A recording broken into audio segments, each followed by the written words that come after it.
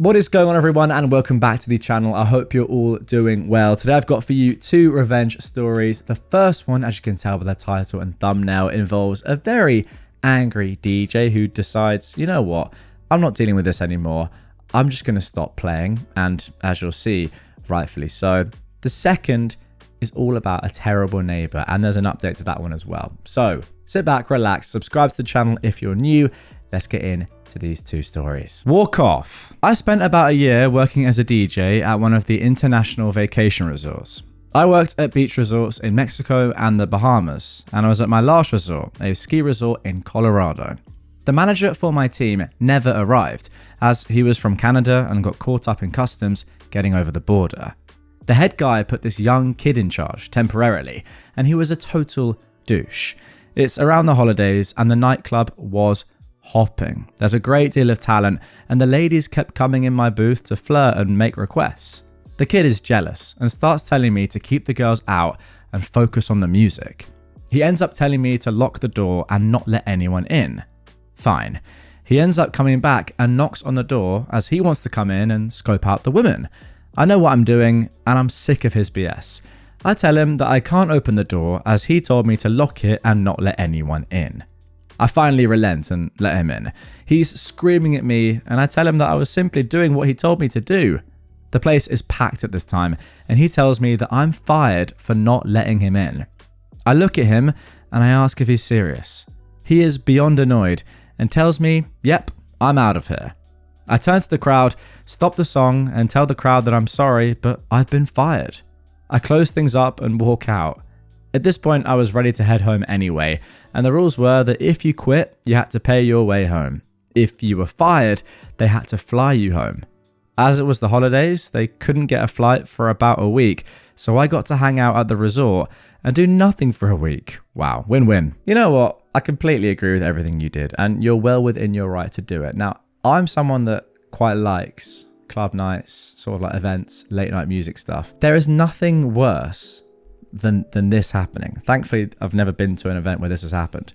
But as a punter in the crowd, having a good time, I can't think of anything worse than a DJ just stopping in the middle of the night with no one else sort of replacing him, or, you know, even if he just like went on Spotify or something, it would just be so bad. It would be awful. So in terms of what you did, having a massive impact on the club, I mean, you know it, you're a DJ, but yeah, that is just like, it's one of the worst things that you could possibly do. So it's very, very good revenge, and yeah, good karma for this guy who don't really know what his sort of motive was throughout the entire thing here.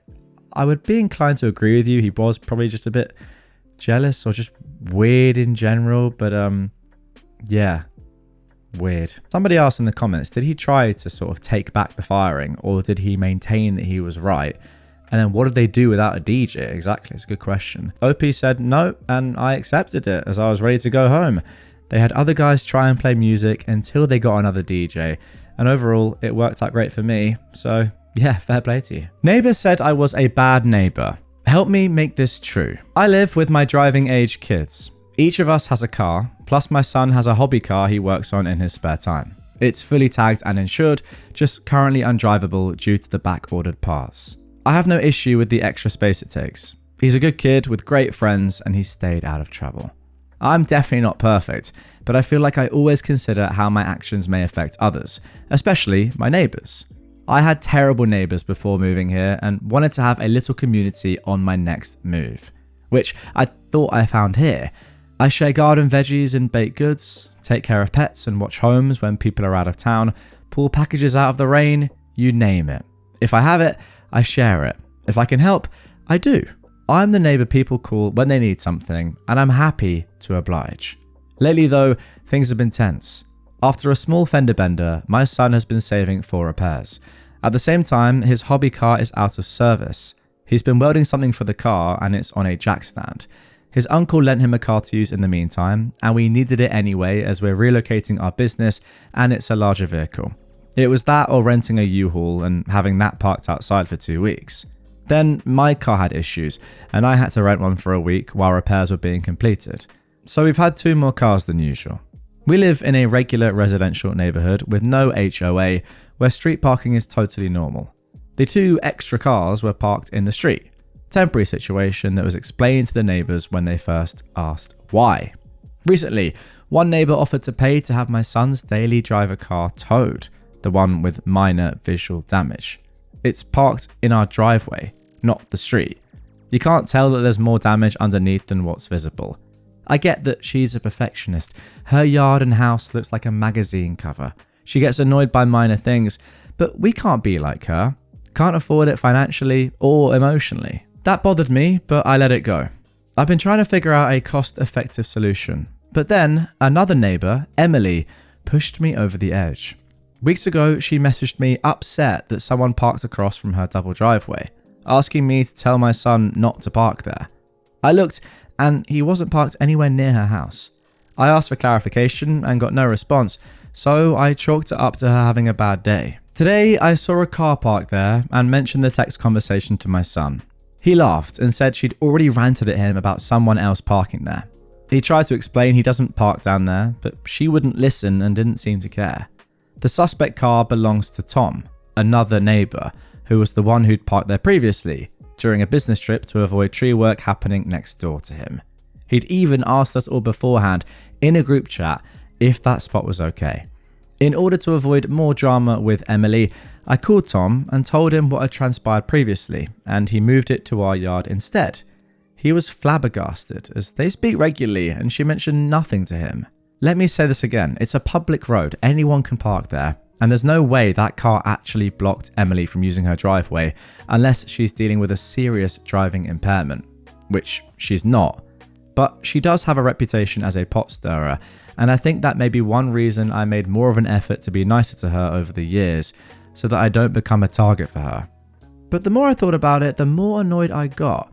So I messaged her directly and pointed out that she seemed upset with Tom, but was projecting that onto us. I told her I spoke to Tom and he moved his car up today so that it isn't in front of her driveway. She replied saying my son did park near her house once, but across the street and next to her driveway. She claimed a telephone pole makes it hard to maneuver their truck. She began ranting about Tom again. I told her maybe we could request the pole be moved and that I'd helped a client do this recently. That is when she lost it. This is all in writing, by the way, so there's no denying it. Suddenly, it wasn't about blocked driveways or poles. It was about how we have too many cars and that makes us bad, inconsiderate neighbours. She said some pretty nasty things and I ended up blocking her. I had no idea that each driver having their own car could be an issue. Her reaction was completely uncalled for. She's the one I've helped the most over the years, and I've never once asked her for a thing. But now, I'm honestly fed up. Lately I've felt low, and this just confirms it. I've let myself be taken advantage of, treated like a doormat, all while trying to be the good neighbour. Recently, the neighbour that was her usual target moved away. I am now positive that I'm her replacement. I'm also sad that I'm allowing 2 people to change how I am. It really made me happy to be the go-to neighbour, but now I feel defeated. So help me find joy again, Reddit. Plastic yard flamingos are officially on order.